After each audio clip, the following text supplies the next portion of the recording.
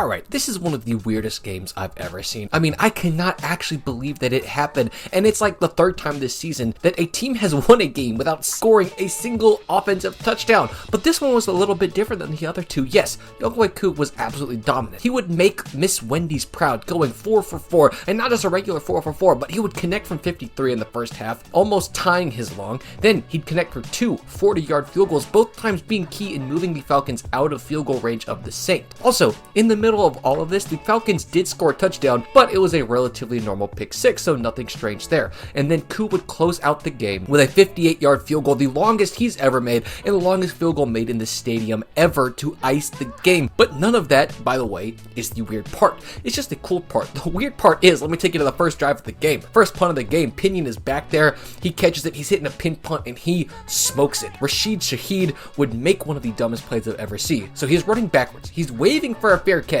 and he's going to attempt to fair catch his ball at the 3-yard line. And if you want to know why that's a bad idea, it's because you are essentially pitting yourself if you fair catch it at the 3. You can only get 2 yards worse, and you can potentially get a free 17 yards if that ball takes a bad bounce. So there's literally zero reason to ever fair catch it at this situation. But it gets worse than that, because then he doesn't even field it cleanly and muffs it as the ball now falls into the end zone. It's a big scrum, everybody's trying to get it, the Falcons end up coming up with it, and there's literally no worse way that a punt play can end than the returning team giving the punt team a touchdown. And somehow it happened here, and as you can see from the end of the game, it was completely debilitating for the Saints. What just an absolute horrendous way to lose the game as a Saints fan, and what a weird way to win the game as a Falcons fan. Pounce on it in the end zone, touchdown!